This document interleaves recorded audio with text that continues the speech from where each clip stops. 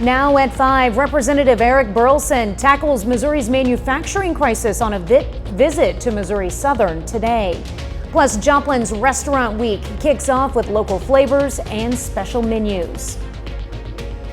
Former FBI Director James Comey is indicted amid President Trump's push to target his political opponents. I'm Erica Brown with the criminal charges and reaction from President Trump. The 4 states' most watched news starts now. Missouri's manufacturing future takes center stage in Joplin today as Congressman Eric Burleson visits Missouri Southern State University. This is KOAM News. I'm Tanya Bach. Today, Missouri Congressman Eric Burleson kicked off National Manufacturing Month by touring local companies like Eagle Pitcher and Ducommon. He capped it off with lunch at Missouri Southern State University alongside students and community leaders. Burleson, who chairs the House Subcommittee on Economic Growth, Energy Policy, and Regulatory Affairs, says Joplin's manufacturing sector plays a vital role in U.S. security, with local companies producing components for defense systems like Israel's Iron Dome. Joplin is an amazing gem when it comes to manufacturing. It has a thriving, robust, and growing manufacturing sector, which is awesome because it's desperately needed in the United States. If we're going to continue to maintain dominance, particularly over China, we're going to have to out-manufacture them, and which is why it was exciting to visit companies like Eagle Pitcher and Ducommon today and see that they're not only, doing some amazing work, but they're powering things that send us to the side today. When the House returns to the session on October 7th, Burleson says he will continue pushing to rein in government spending as the House-passed budget measure remains stalled in the Senate. Well, a number of Joplin restaurants are serving up special deals to attract new customers. It's Downtown Restaurant Week in Joplin. The Downtown Joplin Alliance is highlighting locally owned restaurants, and some even have special menus for the week. Restaurant owners tell KOAM they're excited to be a part of the week and are hoping it will bring in a new customer base. From burgers to wings to even ice cream, the list of menu options covers a little of everything. We love supporting local. We love our local community, trying to get everyone off of Range Line to come downtown, Main Street. Restaurant Week runs through October 4th. For a complete list of restaurants, you can check out the Downtown Joplin Alliance Facebook page. Well, Chief Meteorologist Doug Hetty joins us now with a first look at weather. And it turned out to be a beautiful Friday for us today, and it looks like we're going to see a fantastic evening. Now, a little chilly nights and starts as we go through the next few days. Lower 80s though, so warm afternoons, actually above where we should be for this time of the year. 80s again on Sunday. Unfortunately, I know everybody wants a dry weekend, but unfortunately it's going to be dry like over the next week or so, which is always not the best thing when we're in at least a low drought. 73 at kickoff of high school football this evening, 66 by the fourth quarter. That's pretty hard to beat. We have pretty much clear skies out there for us right now. And as we go through the night, partly cloudy skies. We'll start upper 50s on Saturday by the afternoon. A little warm, 83, 84, maybe 85 degrees. We'll look at the next week here in just a bit. All right, thanks, Doug. President Trump calls former FBI Director James Comey a dirty cop after Comey was indicted by Trump's hand-picked U.S. attorney. And he says more indictments could be coming. Erica Brown has more details from the White House. President Trump celebrated the Justice Department's indictment of former FBI Director James Comey. It's a major escalation in Trump's push to prosecute his critics. But the president insists these charges are not retribution. It's about justice, really. It's not revenge. It's about justice. It's also about the fact that you can't let this go on. They are sick, radical left people, and they can't get away with it. Comey is set to be arraigned next month on one count of obstruction of a congressional proceeding and one count of making false statements related to his 2020 Senate testimony when he denied authorizing leaking information to the media. I have great confidence in the federal judicial system, and I'm innocent. So let's have a trial and keep the faith. This indictment comes days after President Trump publicly urged his Attorney General Pam Bondi to target Comey and other political opponents, including New York Attorney General Letitia James and Democratic Senator Adam Schiff. They weaponized the Justice Department like nobody in history. What they've done is terrible. And so I hope there are others, because you can't let this happen to a country. The former top prosecutor in the Eastern District of Virginia declined to prosecute Comey and was replaced by Trump's former personal attorney and White House aide, Lindsay Halligan, who secured an indictment. American prosecutors, federal prosecutors, the DOJ is supposed to be an independent, apolitical body that's essential to preserve democratic values, precisely for the reasons we see playing out right here. Democratic lawmakers have sharply criticized the charges as an abuse of power. Erica Brown, CBS News, the White House. CBS News has learned former U.S. Attorney Eric Siebert wrote a declination memo outlining reasons why criminal charges should not be filed against Comey. Now, a source tells CBS News that memo is now, quote, under lock and key. Please, order in the hall.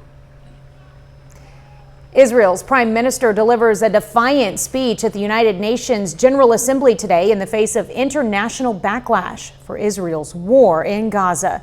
Some delegates clapped, others walked out as Prime Minister Benjamin Netanyahu took the stage. He showed a map highlighting military blows Israel inflicted on Iran and its proxies during the last year, including Hezbollah and Hamas. He warned the fight against Hamas, who still holds a number of Israeli hostages taken on October 7th, 2023, is not done yet.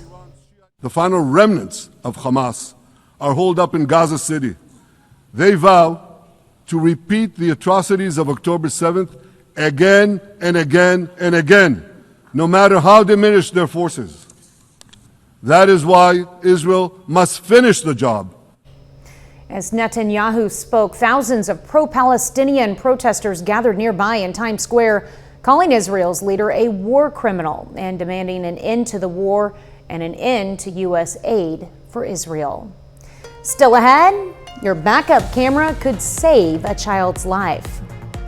Federally mandated technology is significantly helping prevent injury and death. I'm Bradley Blackburn with the forward movement on backup cameras.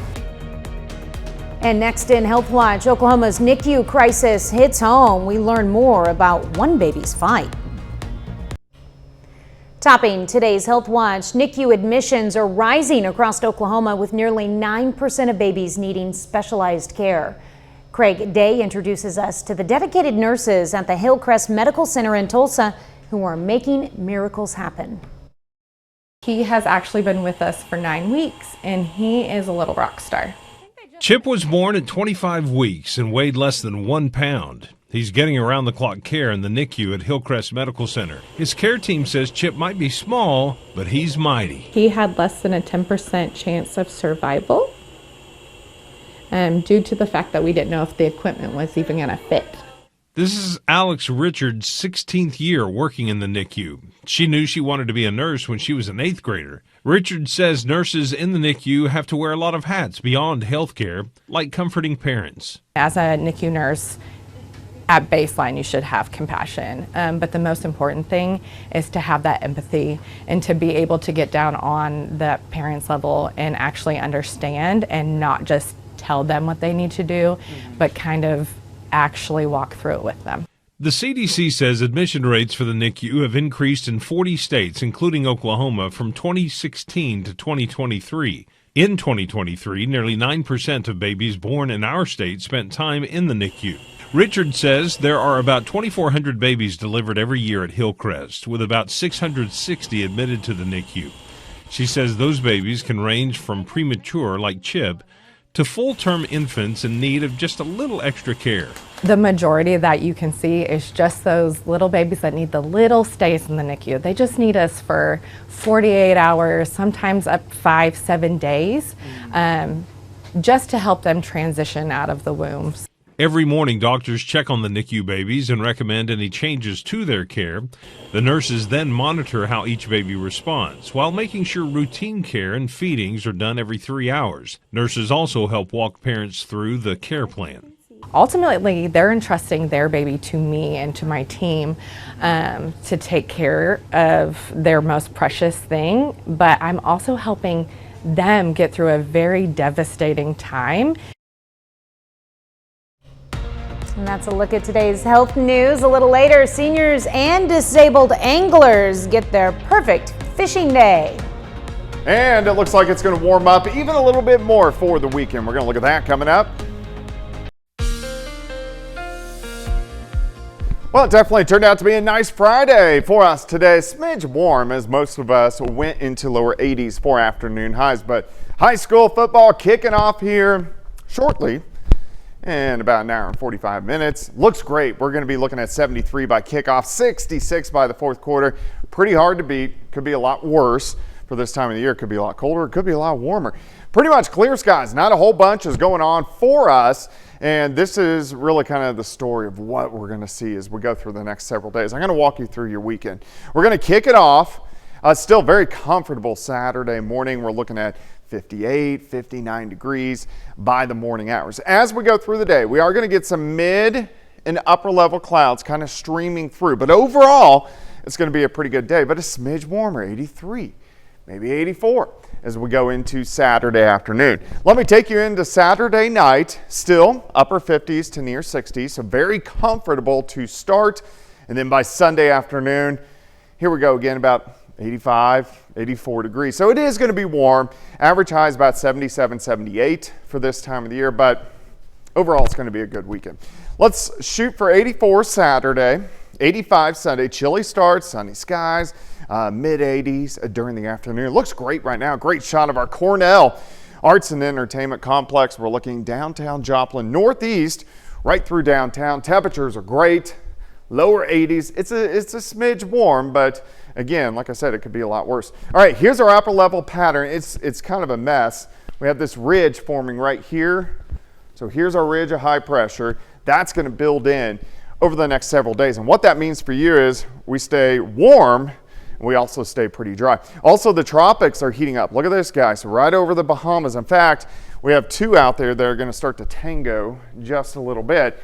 But the guy in the Bahamas, this could be our first system to make a direct impact into lower 48 as we get into late Monday and then also into Tuesday. So we're going to be watching that as well. All right, let's go down the road into next week. We're under that ridge of high pressure all week long, which means for you, nothing going on. You can see that tropical system pushing in, and eventually some of that moisture may actually try to get into the region, but we don't have any big storm systems. So now we're a week down the road. Finally, next weekend, we get a few systems at least trying to kick out into the central parts of the plains. But the bottom line is pretty calm as we go through the next several days. All right, here's Monday. Still, we're into the mid-80s, partly cloudy skies. Very consistent compared to what we're going to see Saturday and Sunday. Tuesday, near 80, partly sunny skies. Let's keep going. Wednesday, we're going to be into low mid-80s, partly sunny skies. So this is kind of the trend all next week. Maybe a little bit of moisture trying to get in late next week, but overall, we're in a dull patch of weather or a boring patch of weather.